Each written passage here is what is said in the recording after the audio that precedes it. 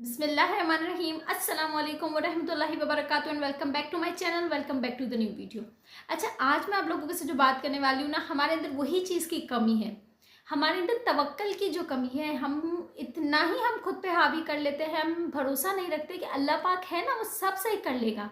अगर आजमाइश के दिन उसने दिए हैं तो राहत के दिन भी वो दिखाएगा। नहीं, हम बहुत जल्दी पैनिक कर जाते हैं। तो आज मैं आप लोगों को बताऊंगी कि किस तरीके से तवक्कल ने मेरी ज़िंदगी और मेरे साथ साथ कितने लोगों की ज़िंदगी बदली है। तो चलिए वीडियो को स्टार्ट करते हैं। अच्छा देखिए, हमारी जो ज़िंदगी ना वो तो गुजर रही है।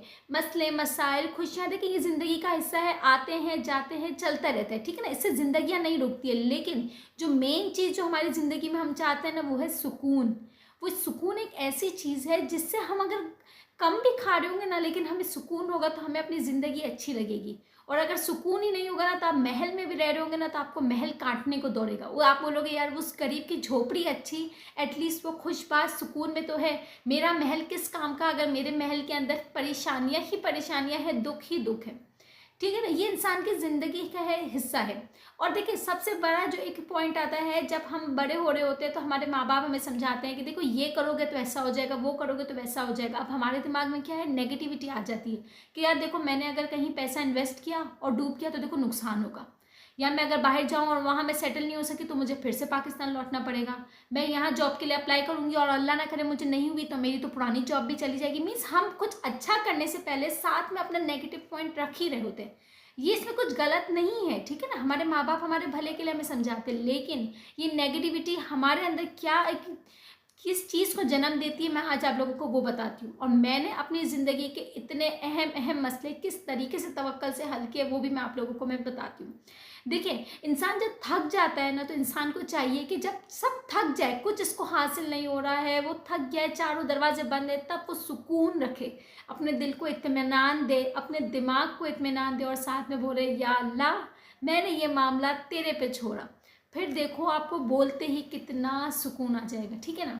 अच्छा देखिए, जब हम पे जब मसले मसले मसाइल आ रहे हैं, कोई हम पे परेशानी आ रही है, ठीक है ना, तो हमें सबसे पहले तो हमें ये बोलना है कि यार ये मसले जो है ये आर्जी है। हमें अपने दिल को मुतमईन करने की ज़रूरत है, सेटिस्फाई करने की ज़रूरत है। और हमें खुशहाल रहना है तो हमें खुशहाल रहने के लिए अल्लाह पर तवक्कल करना लाजमन है। हमें जब अल्लाह के ऊपर पूरा भरोसा होगा ना, तभी तो अल्लाह हमारे काम निपटाएगा। हम जब अल्लाह पे भरोसा नहीं करते तो अल्लाह पाक क्या कहता है, जाओ कोशिश कर लो, तुमसे हासिल होता है तो तुम कोशिश कर लो। और हम इंसान बेबस हैं, हमसे कुछ हासिल नहीं होना। देखिए कुरान पाक की एक आयत है, वमन यतवक्कल अलल्लाहि फहुवा हस्बुहु। इसका तर्जुमा मैं आपको बताती हूँ, इतना प्यारा तर्जुमा है। कहता है अल्लाह पाक कि जब हम अपना तवक्कल अल्लाह पर करते हैं तो अल्लाह ही है जो हमारे लिए काफ़ी है। और हमने देखे कहते हैं ना कि आपके ऊपर कुछ भी परेशानी है तो आप चलते फिरते पढ़ो हस्बुनल्लाहु व निअमल वकील, हस्बुनल्लाहु व निअमल वकील। इसका मतलब ये है कि अल्लाह पाक आप ही मेरे लिए काफ़ी हो, आप ही मेरे कारसाज हो और आप ही मेरे वकील हो। वकील कौन होता है, जो हमारा मुकदमा लड़ता है, जो हमें जीतवाता है। तो अल्लाह पाक ही तो है जो हमारा मुकदमा लड़ेगा, वही तो है हमें जो जीतवाने वाला है। उसके अदालत में इंसाफ होता है, उसकी लाठी बेआवाज़ है। जब देखो आपके ऊपर कोई परेशानी आई है, किसी ने आपको बेजा तंग करके रखा है ना, तो बस उस वक्त आपको सब्र करने की ज़रूरत है। कहते हैं आप जब बद्दुआ देते हो, आह निकालते हो, तो आपने तो उससे अल्लाह पाक के साथ, अल्लाह पाक के ऊपर जो मामला छोड़ना था वो तो आपने अपने ऊपर ले लिया। आपने उसको बद्दुआ दे के अपना मामला वहीं ठंडा कर दिया। नहीं, आपको चाहिए कि जो बंदा परेशान है अल्लाह पे तवक्कल रखो, साथ में सब्र रखो और अल्लाह को कहो कि मेरा वकील अल्लाह पाक आप हो, आपको मेरा मुकदमा लड़ना है, मुझे आपकी तरफ से इंसाफ चाहिए। और देखो फिर अल्लाह पाक कैसा इंसाफ करता है। देखें, और देखें, जब मैं एक बात बताती हूँ, कुछ लोग मुझे कहते हैं कि नहीं हम तो अल्लाह पे भरोसा करते हैं लेकिन फिर भी हमारे काम नहीं हो रहे, हम तो ये भी करते हैं। मेरे पास ऐसे कितने लोगों के कमेंट्स आते हैं। तो देखो मैं उस चीज़ का, मैं हर किसी को डायरेक्ट कमेंट पे तो नहीं जवाब दे सकती, तो मैं उस तरीके से आपको बता रही हूँ कि भरोसा किसको कहते हैं, तवक्कल कहते किसको है। तवक्कल उस चीज़ को कहते हैं कि जब आपके आगे अंधेरी खाई हो, आपको कोई रास्ता नज़र ना हो, लेकिन आपको ये गुमान ज़रूर हो कि मेरा रब इससे मुझे निकालेगा ना, तो इसको बोलते हैं अंधा तवक्कल। आपके रास्ते बंद है, आप एक बंद गुफा के अंदर हो और आपको पता हो कि मैं निकलूंगी ज़रूर, तो इसको बोलते हैं अंधा तवक्कल, ठीक है ना। और अल्लाह पाक ने कहा है ना कि मुझसे जैसा गुमान करोगे मुझे वैसा पाओगे, ठीक है ना। देखिए जब हमारे मामलात को कुछ भी परेशानी हो रही है ना, तो हमें अपने मामलात की डोरी को अल्लाह के सुपुर्द कर देना चाहिए। हम अल्लाह के सुपुर्द तो नहीं करते, हम अपनी उस डोरी को अपने ऊपर हावी कर लेते हैं। हम टेंशन में, डिप्रेशन में, एंजाइटी में इतना आ जाते हैं और हम सब लगता है बस हमारे पास तो कुछ हल ही नहीं है। नहीं है इंसानों के पास हल। मैं सच बताऊं, इंसान के पास किसी चीज़ का हल नहीं है। इंसान इतना बेबस है कि वो, अगर अल्लाह ने उसके हाथ को, ये हाथ है ना हमारा, अगर अल्लाह पाक ने अगर वो हमारे पर एहसान रोक दिया ना, तो हम इस हाथ से हमारे मुंह का निवाला तक नहीं भर सकते। ये तो अल्लाह पाक का हम पे करम है कि हम चल रहे हैं, फिर रहे हैं, सांस ले रहे हैं। जब अल्लाह पाक हमारे साथ इतना ताउन कर रहा है तो अल्लाह के अपने मामला पे अल्लाह के ऊपर सुपुर्द करो और फिर देखो कि कैसा होता है। देखिए, हम जब सोच कर हम ज़्यादा खुद पे सोचने लगते हैं ना, तो हम अपनी मुश्किलात में इजाफा कर लेते हैं। ठीक है, और एक बात बताओ, जब हम मुश्किलात का इजाफा करते हैं ना, फिर हम क्या करते हैं, इंसानों के पास दर बदर भागते हैं, इंसानों को अपने मसले बताते हैं, और वो क्या करता है, सिर्फ सुन लेता है। मुझे तो अब जाके इतना, मुझे इतने टाइम बाद जाके ये चीज़ समझ में आई, मेरे हस्बैंड मुझे समझा कि अब मुझे इतने सालों बाद समझ में आई कि इंसानों को जाके कुछ भी मत बताओ। आपके पास कुछ भी परेशानी हो, अल्लाह को बोलो। बेशक अल्लाह ही है जो मसले हल करेगा। सामने वाला इंसान जितना ही आपके साथ मुखलिस होगा, लेकिन आपकी परेशानी का हल नहीं निकाल सकता, वो सिर्फ सुन सकता है।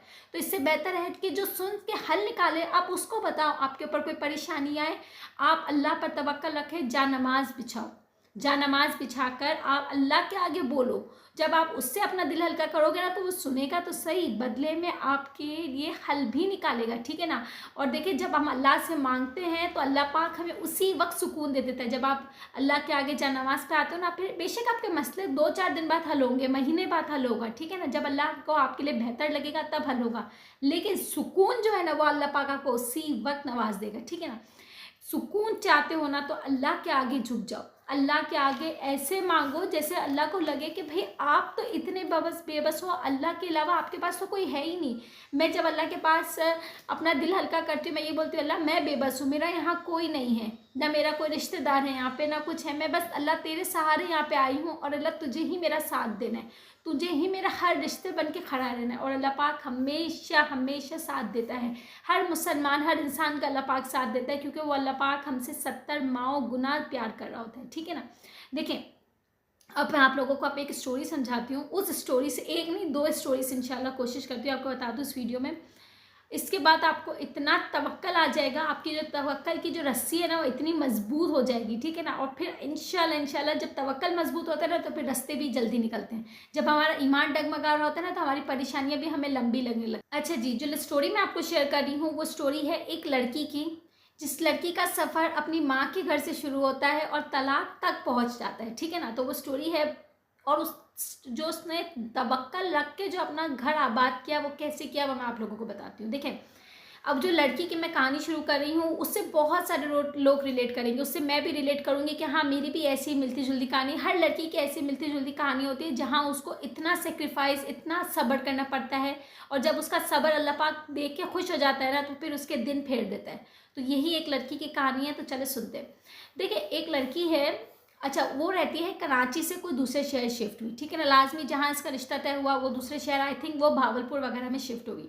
अब लाजमन कराची बहुत हाई फाई सिटी है, अच्छी आसाइशें, अच्छी रिहाइशें, और जब माँ बाप फिर वेल सेटल्ड हो, तो उनके बच्चों के लिए तो आसाइशें डबल हो जाती हैं। जब माँ बाप बहुत अच्छे हों, अच्छे लखपति हों, करोड़पति हों, तो वो अपने बच्चों को फिर कराची को भी दुबई बना के ही शो कर रहे होते हैं। ठीक है ना। अब जब लड़की की शादी हो गई भावलपुर, छोटा शहर, मिडिल क्लास ससुराल, और फिर जब ससुराल में जाए, और फिर ससुराल के अलग ही मसले।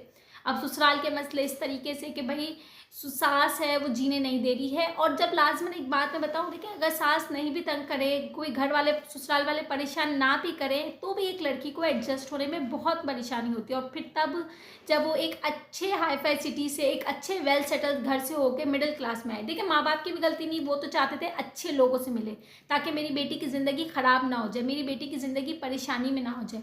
माँ बाप ने भी अच्छा देख के दिया। अब लाजमन जो छोटे मोटे मसले थे, वो तो होने ही थे।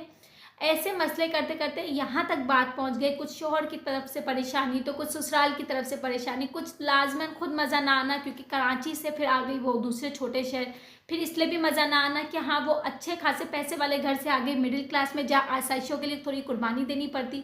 तो मतलब ऑल तरीके से जो परेशानियाँ जब आई, तो उसके बाद अब ये हुआ कि बस अब रहना गुजारा नहीं था। ठीक है ना। वो जो दिन थे ना वो सिसकियों के साथ गुजरने लगे। वो इस तरीके से कि भाई अब मज़ा नहीं आता, या तो गुजारा नहीं है। अब परेशानियों के बाद नौबत यहाँ तक आ गई थी कि या तो वो मुझे छोड़ दे, वो तलाक दे दे, या तो मैं खुला ले लूँ, ठीक है ना। अब उसमें सबका किरदार शामिल था। कुछ गरीबी का हाल था, मीन्स मिडिल क्लास का हाल था, कुछ शौहर की तरफ से परेशानी, कुछ मज़ा ना आना, माँ बाप से इतना दूर रहना, फिर कुछ इन लॉज की परेशानी, और बस आखिर ये था कि बस अब जो कुछ साल, जो साल 2 साल गुजर रहे हैं वो इस तरीके से कि बस रो धो के बस अब गुजारा नहीं है, मैं नहीं रह सकती, ठीक है ना। और माँ बाप का यही समझाना था कि नहीं बेटा, घर को बर्दाश्त कर लो, तुम्हारा घर आबाद हो जाएगा, टाइम लगता है, हो जाएगा, एक वक्त होगा, तुम्हारे ससुराल वाले भी तुम्हें चाहने लगेंगे, तुम्हारा शौहर तुम्हारा फर्माबरदार बन जाएगा, सब कुछ हो जाएगा, लेकिन थोड़ा वक्त। आखिर जब उसके माँ बाप ने उसे सहलाया समझा समझा के उसको अपने घर को ही निभाने पे मजबूर किया। अब उस लड़की को समझ तो आ गई कि भाई मैं जा भी नहीं सकती अपने घर पे, मुझे बस इसी में ही गुजारा करना है। बेशक मेरी सास भी मुझे तंग कर रही है, बेशक मुझे ससुराल वाले भी तंग कर रहे हैं, बेशक मेरा शौहर भी मेरे साथ वफादारी कर रहा है, मीन्स इन सेंस ऑफ के मेरे साथ अच्छा ताउन नहीं कर रहे, ठीक है ना। अच्छा, उस लड़की की ज़िंदगी तो वैसे ही अजीरन हो गई, लाजमन। वो आई है कहाँ से, अपने माँ बाप से छोड़कर इतना दूर आई, और फिर इसके जिसके पास आई है वो भी उसके साथ अच्छा ताल्लुक़ नहीं रखे हुए। अच्छा, वो रो धो के उसको ये चीज़ समझ में आई कि यार देखो, अब तो मुझे गुजारा यहीं पे करना है। अब मैं गुजारा जब करना ही है तो मैं अल्लाह से ही थोड़ा सा ताउन कर लूँ, अल्लाह से ही थोड़ा लॉ लगा लूँ। उस लड़की ने अल्लाह से लॉ लगाना शुरू किया। उस लड़की का अल्लाह पर तवक्कल ऐसा हुआ, उसने बस छोड़ दिया। पता है कि मेरे पास तो लौटने के लिए भी नहीं है, मेरे माँ बाप तो कह रहे हैं कि तुम्हें घर बसाओ, कोशिश करो, ये दिन भी ख़त्म हो जाएंगे, ये तकलीफ़ के दिन भी गुजर जाएंगे। अच्छा, उस लड़की ने जो लॉ लगाया, अल्लाह के ऊपर सब्र किया, और अल्लाह पाक ने उसको इतना सब्र का इनाम दिया, उसके तवक्कल का अल्लाह पाक ने इसको इस तरीके से इनाम दिया कि बेशक उसके पास उस वक्त कुछ भी नहीं था, वो एक लखपति घर से आई थी अपने शौहर के पास। अल्लाह पाक ने उसके नसीब से, उसके सब्र से, उसके तवक्कल से उसके शौहर को अच्छा खासा सेटल कर दिया, खुद का घर कर दिया, ससुराल के मसले हल कर दिए, औलाद दे दी। हर मसला, जो लड़की को एक सुकून चाहिए होता है ना, खुद का घर, खुद के शौहर चाहने वाला, औलाद हो गई, अब शौहर इसका फर्मा बरदार, हर चीज़ की आसाइश दे रहा है। कराची बना कर रख दिया भावलपुर को, इतनी आसाइशें दे रहा है। और इन लॉज की तरफ से था तो वहाँ से भी सुकून इसको फराम कर दिया, इसके शौहर ने इंसाफ करके बहुत चीज़ें कर दी, ठीक है ना। तो उस लड़की का तवक्कल इस तरीके से हुआ कि अल्लाह पाक ने उसके दिन इस तरीके से फेरे कि आज वो कहती है लड़की कि भाई मेरे पास अब सब कुछ है, मैं अपने घर में, अगर मैं अपने घर का झाड़ू भी लगा रही हूँ ना, तो मैं अपने घर में सुकून में हूँ, मुझे कोई चीज़ की परेशानी नहीं है, मुझे किसी चीज़ का रोना नहीं आ रहा। बेशक मुझे उसमें टाइम लगा, बेशक मुझे 2 साल मेरी तकलीफ़ के मैंने गुजारे, लेकिन अल्लाह पाक की तरफ से मुझे जो राहत मिली है, आज मैं सुकून बर्दाश्त कर रही हूँ, वो सिर्फ अल्लाह के ऊपर तवक्कल करने से। अगर मैं उस वक्त अल्लाह के ऊपर थोड़ा सब्र नहीं करती, थोड़ा यकीन नहीं करती कि जब अल्लाह पाक ने मुझे इस रिश्ते में डाला है तो वही मेरे लिए बेहतरी भी इसी रिश्ते में करेगा, तो अगर मैं ये नहीं करती तो मैं आज इस जगह पे नहीं होती। उस लड़की का कहना था कि जब मेरे ऊपर ये रोने धोने के फेज़ आए थे ना, उस वक्त मैंने अल्लाह पाक के ऊपर इतना मामला छोड़ दिया था, और अल्लाह पाक का मेरे पर इस तरीके से करिश्मा होता था कि मैं कुछ भी नेट यूज़ करती थी तो मेरे पास कोई ऐसी पोस्ट आ जाती थी, कोई ऐसी तस्वीर आ जाती थी, या मेरे सामने कुछ ऐसा आ जाता था जिस पे मुझे अल्लाह पाक दिल को सुकून देता था कि हर परेशानी के बाद राहत है। बोला अल्लाह पाक मुझे इस तरीके से मेरे लिए जाहिर करता था, नुमा करता था कि भाई मैं हूँ जो तुम्हारे मसले सुनूंगा और मैं ही तुम्हारे मसले हल करूँगा। बोला मैंने इस्लाम को समझना उसी टाइम पे शुरू किया, जब मैं ये सब मेरे ऊपर गुजर रहा था तब मुझे एहसास हुआ, तब मैंने इस्लाम को जब पढ़ना शुरू किया तो मुझे अंदाज़ा हुआ कि जब हज़रत मूसा अलैहिस्सलाम के ऊपर परेशानी आई थी, वो समंदर के बीच में थे, पीछे फ़िरऔन की टोली थी, लेकिन अल्लाह पाक ने समंदर के अंदर से रास्ते बनाए। कोई सोच सकता है? वो लड़की कहती है कि मुझे नहीं पता था कि क्या क्या हुआ है इस्लाम में, क्योंकि मैं तो बस अपनी ऐश अयाशी में थी, लेकिन जब मेरे ऊपर तकलीफ़ आई तो अल्लाह ने मुझे अपने करीब बुला लिया। फिर मुझे पता चला कि हज़रत यूनुस अलैहिस्सलाम तो मछली के पेट में थे, उन्होंने मछली के पेट के अंदर, बीच समंदर के अंदर अल्लाह के ऊपर तवक्कल नहीं छोड़ा, वो तब भी मछली के पेट के अंदर से अल्लाह के लिए दुआ, अल्लाह से दुआ मांगते। तो फिर मैं तो अच्छा खासा घर के अंदर बैठी तो हूँ, बेशक मुझे तकलीफ़ है, लेकिन मैं उस तकलीफ़ में तो नहीं हूँ जो सहाबा अलैहिस्सलाम के ऊपर हुई है। फिर उनको हज़रत इब्राहीम अलैहिस्सलाम का इन्होंने वाक़या पढ़ा उस लड़की ने कि उनको किस तरीके से आग में फेंका गया था और अल्लाह पाक ने उस आग को किस तरीके से ठंडक पहुंचाई। तब उस लड़की को अंदाज़ा हुआ कि मैं क्या आग के अंदर जल रही हूँ? नहीं, मैं इतनी बुरी कंडीशन में तो नहीं हूँ जितनी बुरी कंडीशन में हमारे सामने इतनी मिसालें हैं। फिर उन्होंने बताया हज़रत याकूब अलैहिस्सलाम को जिस तरीके से हुआ था, उनके भाइयों ने क्या किया, फिर अल्लाह पाक ने उनको क्या अजीम रुतबा दिया।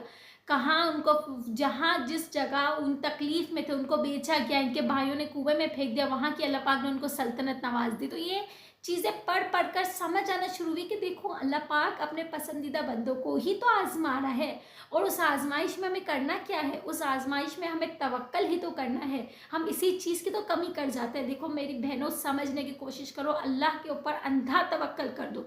बस पता होना चाहिए कि भाई मेरे पास कोई रास्ते नहीं है अल्लाह, और अल्लाह को बोलो। हम अपना दिल इंसानों के सामने हल करते हैं ना, इंसानों से ज़्यादा अल्लाह के आगे सामने दिल हल्का करो, वो ज़्यादा आपके मसले हल जल्दी करेगा। दुनिया वाले मसले हल नहीं करेंगे, बेशक आपके जितने भी सगे होंगे वो आपके दिल जलाएंगे, आपके लिए आपकी बात सुनेंगे, लेकिन मसले तो हल नहीं कर सकते ना, वो तो अल्लाह करेगा। अल्लाह को बोलो कि अल्लाह आपके लिए तो कितना छोटा सा मामला है, आप अभी कुन फरमाओगे और अभी हो जाएगा। अल्लाह को ये बोलो, अल्लाह को तारीफ़ करो, अल्लाह को अपने गिड़गिड़ा कर बताओ, वो इतना कारसाज है, उसने मेरे दिन फेर दिए, हम सब के कितनी लड़कियों के दिन फेरे हैं, ऐसी कितनी मिसालें मेरे पास। इंशाल्लाह आपके भी मसले हल कर देगा। इंशाल्लाह मिलते हैं नेक्स्ट वीडियो में। टिल देन अल्लाह हाफिज़।